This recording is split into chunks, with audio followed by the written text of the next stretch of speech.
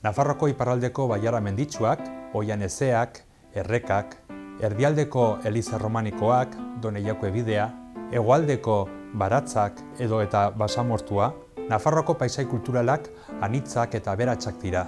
Saio hontan, oinezko ibilbide ezberdinak eginen ditugu Nafarroako paisaia eta kultura ezagutzeko.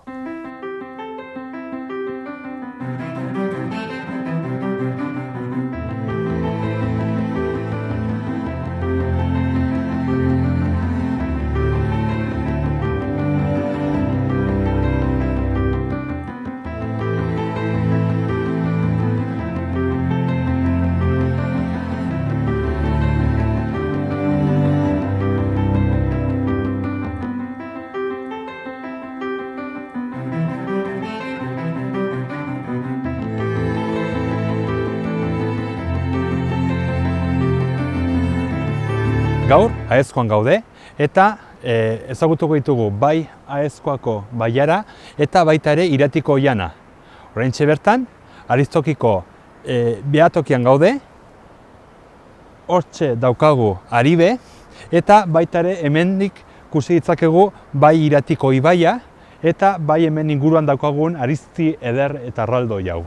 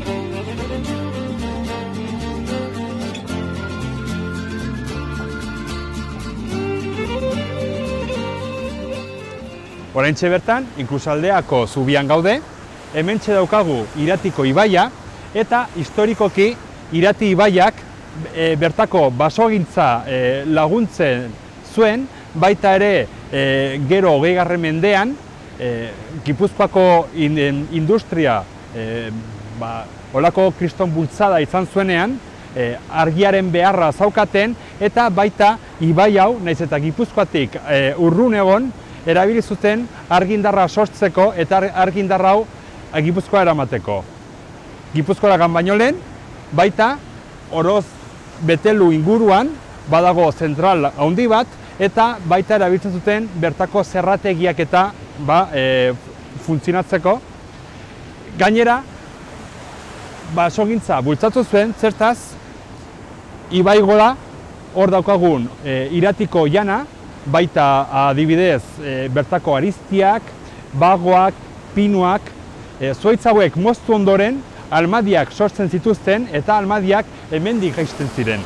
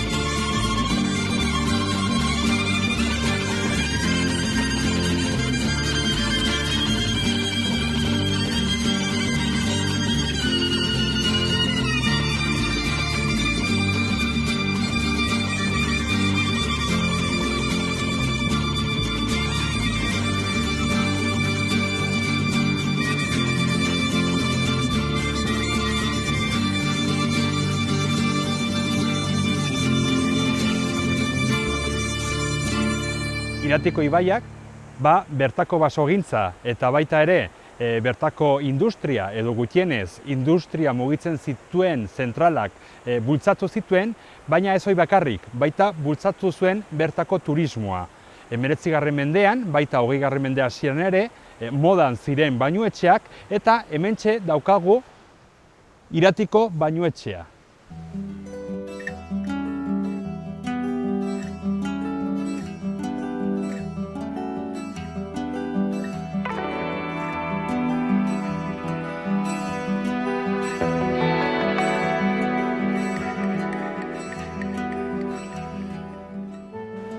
Hemen daukagun eraikin estu hau da edo zen Iratiko bainuetxea, eta honate adibidez pertsonai famatuak etorri ziren. Hemingway, berak Ameriketatik Iruñara etortzen zenean, San Ferminetara eta hemen pasatzen zituen bere bestonduak. Alde batetik, arrantzen aritzen zen Iratiko ibaian, eta gero berriz nolabait ere bere buruko minak hemen kentzen zituen.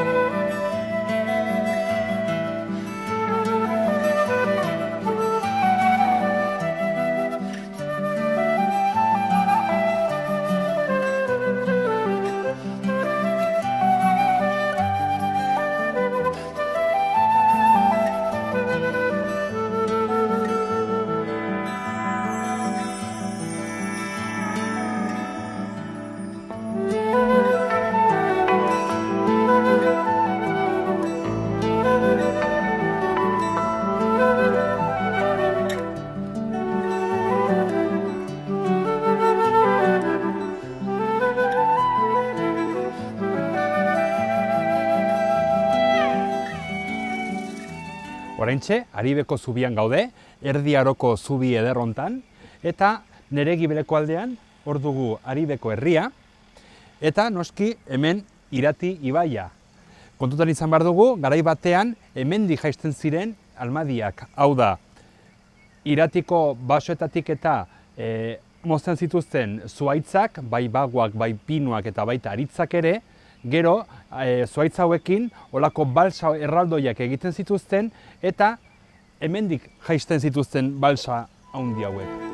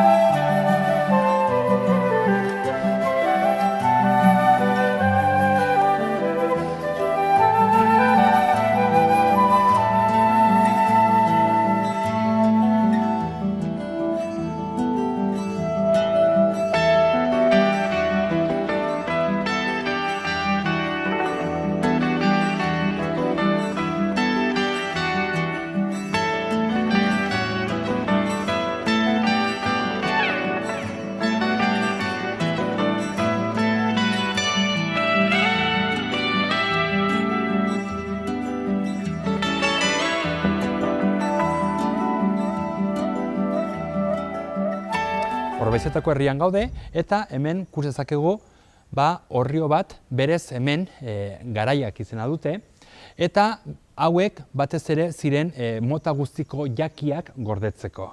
Hemen, garai batean, sartzen zen, bai ogia edo garia, gero ja 18. mendetik eintzin patatak, eta hemen ikusten ditugu olako pilastrak, olako hanka batzuk, berez, hemengo harri hauek izanen ziren, nolabait ere, xaguak eta arratoiak eta biltegi barruan ez sartzeko, eta Nafarro osoan badaude mota ontako 22 orri edo garaiak, eta horietatik 15 hemen aurkitzen ditugu Aezkoan.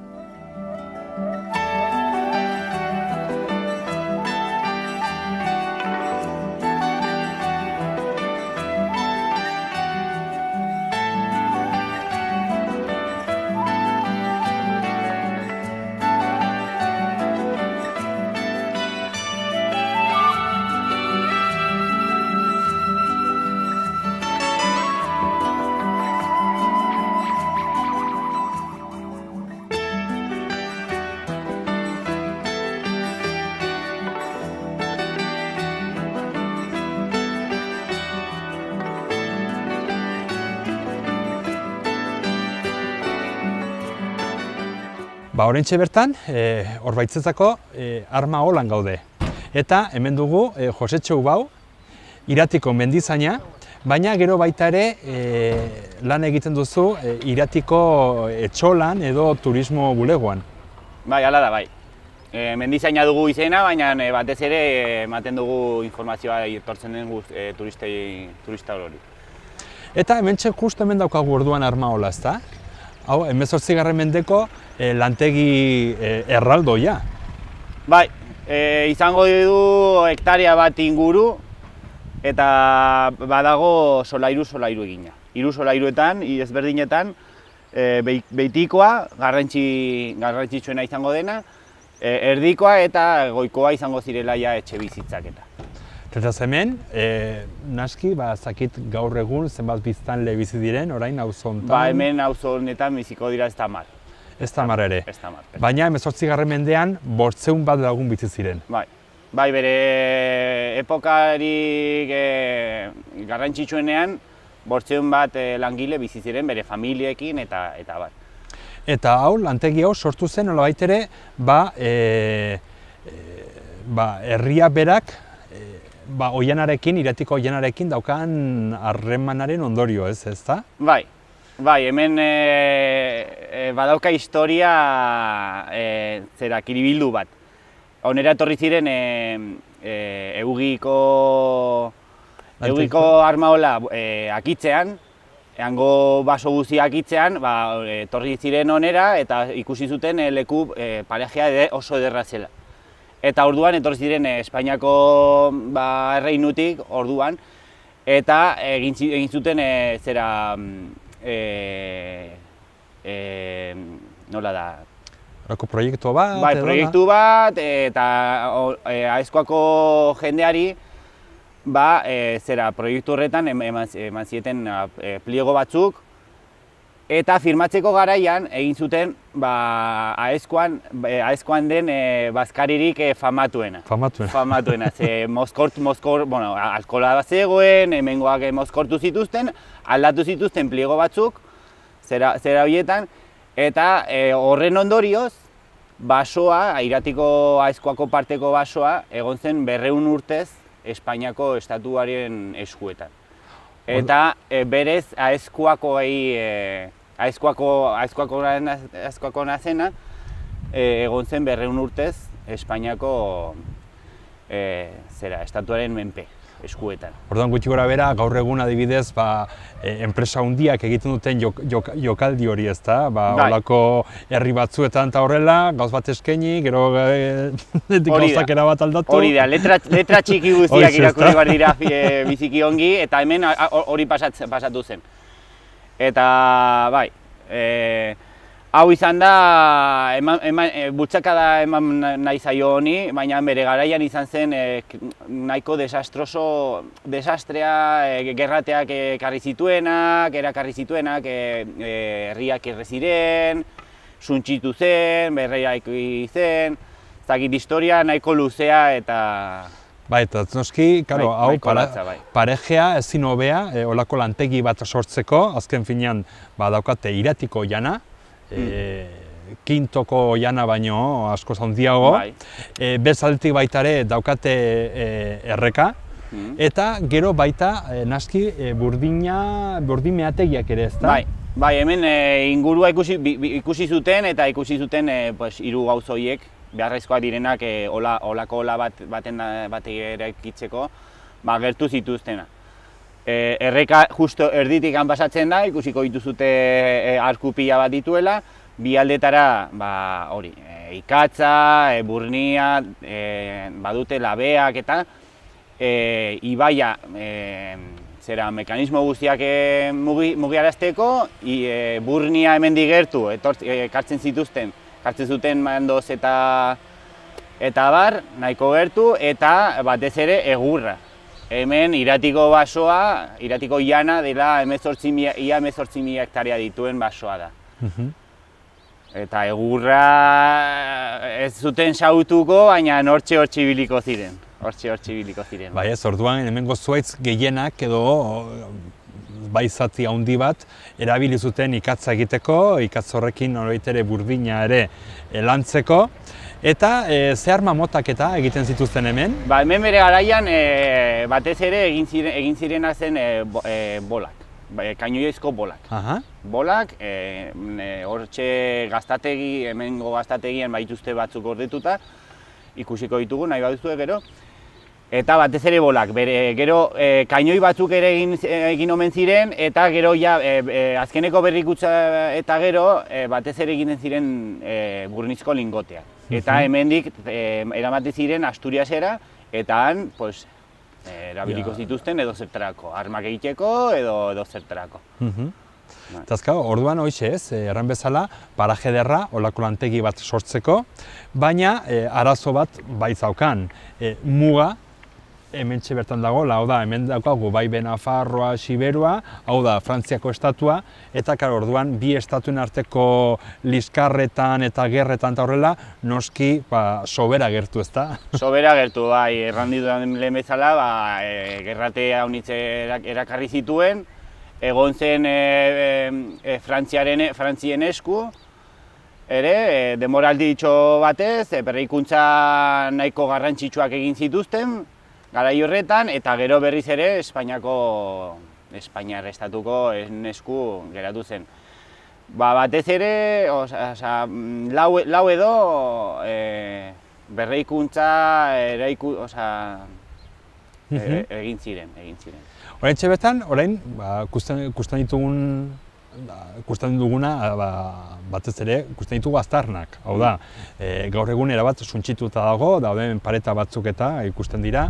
Bai hemen daukagu, auzoa, suposatzen dut, garai batean, orain baino askoz etxe gehiago egonen zirela hemen, eta gainera baita eliza, gaur egun ikuilua dena. Bai. Eta gero baita hemen lantegian famatuak dira arkuak, ezta? Hor eta erreka zarkatzen du lantegi erdi-erditik. Garrantzi gehien daukana dira behiko aztarnak, batez ere zuk erran duzun bezala arkuak, baitula 17 inguru, 17 arku inguru, ez badira hobetzen joango direla mantxo lurrera jausten, eta bi labe ditugula hortxe ditugu bilabe, eta hori dira garrantzi handia dituztenak. Zeren oso modernoak, bere garairako oso modernoak izan ziren. Eta hemen hori, Eliza erran duzun bezala, orain ikuilua daukagu, baina badauka bere frontoitxua barruan, eta hemen dago kuriositate bat, nola burni haunitz zegoen, hemen izan zuten bere garaian frontoi bat eta paitak ziren burnizkoak. Ez dakit zelekutan zehatz-mehatz non izan duzen, baina bere garaian izan zuten frontoi bat burnizkoa. Burnizkoa. Burnizkoa, bai. Joan gaitezke orduan pixka bat lantegia edo gutienez lantegien aztarnak ikustera, ezta? Bai, guazen ba. Horbaizetako armaolare, horma zarrak,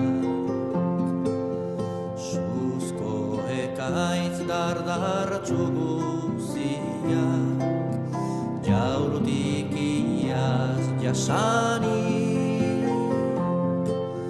kondaira urratu baten, ezaugarri bezala, soilki bakar dadean gelditua.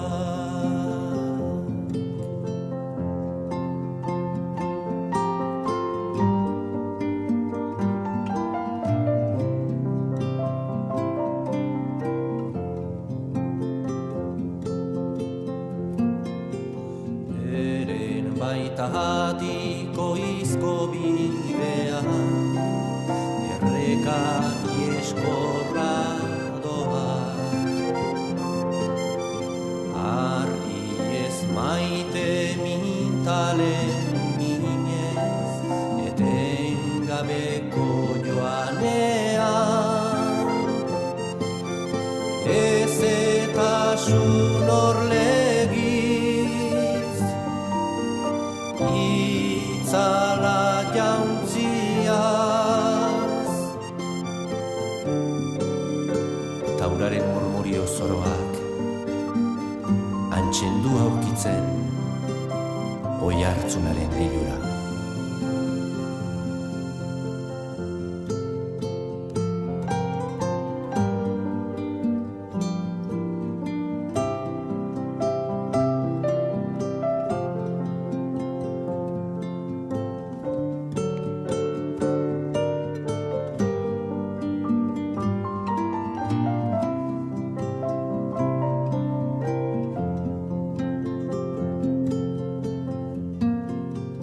Norotasun sarkorra darion jaure sendoa.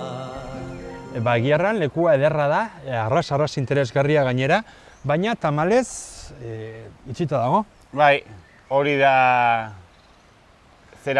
pero bakarra, ez? Ez? Bai, pena da, holako leku hain garrantzitsua, hain historia handikoa, itxita egotea. Batez ere, behiko partea, baiatuta dago ziurtasunagatik, ikusten duzuen nola dauden paita guziak, erraz jausten aldirenak. Hemen horretarako ari dira orain lanean, zuhaitz paitan ateratako zuhaitzak mozten, zera labea garbitzen, paitak ere pixka bat mantendu nahi dituzte, pixkanaka badoa, badakigu hau armaola oso handia dela, diru hauniz behar dela, bai Aezkoatik, Nafarrotik, Espainiatik, Europatik eta leku guztietatik, eta horretarako ere badago crowdfunding proiektu bat. Edonork diru laguntza ematen alduena, eta horri esker pixkanaka olako hainbeste historia daukan leku bat berreskuratzea. Bai ez, azkenian baita, oreka hori lortzea, ez? Hemen natura naski badirudi berriz ere berreskuratu nahi duela bere lekua. Baina gero bestatik baita, naiz eta hau garai batean armaola bat izan, gaur egun historia aldetik, baina gero baita arkitektura, arte aldetik eta badauka baita bere garrantzia. Bai. Eta orduan oreka hori lortzea ere zaila izaten da. Bai, hori da, utzi barko zuten pixka bat denetari. Zati bate basoz nola ikusten, nola eragiten dion basoak zera olako ruina batzuei, eta politak diren zonaldeak berreskuratu. Bai, pixka bat naturari utzi bere lekua, baina turistai ere bere lekua badaukara bisitatzeko. Orduan ja lantegiak alde batera utziko ditugu eta orduan ja orain zuzenean sartuko gara naturan. Hori da. Goazen ere ofizinera eta han azalduko dizuet beste gauzatxeren bat. Bagoaz ba? Venga ba. Gure naita ezinezko izate hautsiaren irudia burtua. Zartu egia dagoen gure izatearen mina. Isurtzen ari den sabel sofritua.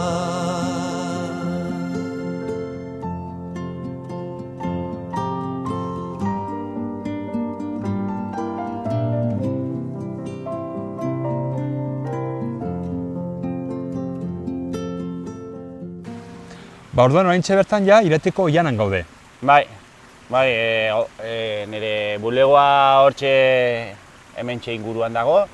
Eta hemen hau deitzen diogu Arrazola ingurua. Arrazola. Tokio niri Arrazola dauka izena. Eta hemen, oraintxe bertan hemen baditugolako bago eder batzuk. Iratiko Oianak noski badauka bere garrantzia baita ere naturaldetik, ekologia aldetik. Bai, lehen batez ere ziren mendiko lanak egiten zituztenak, ikatza lortzeko, barrankadak edo almadia jeisteko ibaietatik, eta orain batez ere ustiatzen da urtero zonalde bat, egurra eta zura ateratzen da, baina batez ere turistikoki probesten da gehien bat. Eta nekazaritza. Bai, hori da, ahaztu zaigula eta nekazaritza, bai. Hemen gainera iparraldeko eta Aizkoako abeltzainek edo juntek badaukate hitzarmen bat bezala, hiru behien modukoa. Hemen pagatzen da hainbat buru, hainbat sosa pagatzen da, eta sartzen dira hemengo larreetan. Eta bere asko ibiltzen dira, bai. Ze batez ere irati deitzen zaio Irati Oiana, baina batez ere dira larreak eta basoa. Izango dira gutxi gora bera 150 larreak eta 150 basoa. Ba, ikusi ditugu baita ere bidean, gutienez bi gaznatei. Orduan baita ere gaznaketa egiten dira. Eta orduan, pixkanaka baita ere oraindik ere bizirik dago, ezta? Hemen bertan nekazaritza. Eta gero baita, beste landare motak ditugu hemen, edo bagoak, baina gero baita ere, baitugu baita ere, ja batez ere mendietan edo mendi tontorretan beste zuhaitz motak, ezta? Bai, hemen badago denetarik. Lehenbizikotik hasi beharko ginen Irati osatuta dago 4 bailaretaz, bi Nafarroa garaian partean, Zaraitzu bat izango zen eta gu gaude Aizkoako zatian. Eta iparraldeko zatian badago Garazi eta Basaburua Zuberoa partean. Eta Aizkoa partean gehiena pagoa da. Gero badaude zuhaitz solte batzu, zuhaitz solteak, aritza, asko daude, baina batez ere pagoa, eta Zaraitzun pagoa eta Izeia. Horregatik da, Europako bigarren basoa Izei eta Pagadien artean. Selva Negra, Alemaneko Selva Negra den atzetik. Eta honat etortzen diren turistak, etortzen dire batez ere ibilbideak egitera, edo zer daukat hemen adibidez hemen ikusteko, hemen basoa ederra da, baina gero baita ere baditu ur-jauziak, daukagu baita ere Irabiako urtegia, eta pixka bat gauza hauek ikustera etortzen dira, ezta? Bai, jendea etortzen da naturaz disfrutatzeko, olako baso bat edozein lekutan ez dago. Paseo txiki bat egiteko edo paseo luze bat egiteko. Batez ere jendea nahi duena ikusi ontzuna daukana da Uharka, Irabiako enbalsea. Binon, leku hortaz aparte, badaude ibilbide oso politak. Hemen Arrazolan bertan baditugu ibilbide, binon direla zoragarriak. Direla denak senda, ez dago pista zati bat bakarrik. Eta dago dena baso artean, larre batzuk, badago ibilbidei buruz daude nahi duzun guztiak edo gehiago. Gu tamalez, hemen bukatzen dugu gaurko ibilbidea. Orduan, mila esker, Josetxo. Bai, mila esker zuei eta hemendik gonbidapena luzatu nahi diet bastandarri guztiei eta eta ikusten gaituzten guztiei. Hementxe egongo gara zuei esperoan eta etorri nahi duzutenean. Erran bezala, guk orain bukatzen dugu gaurko ibilbidea, hala ere, berriro etorriko gara, baina, hoxe, ja kamari gabe eta lasai-lasai. Orduan, guk ere, beste bat arte, agur. Agur, baio! Ta eguneroko bakardadean isil-isilean ne horrere ohartu gabean suzko burdinezko zizpazko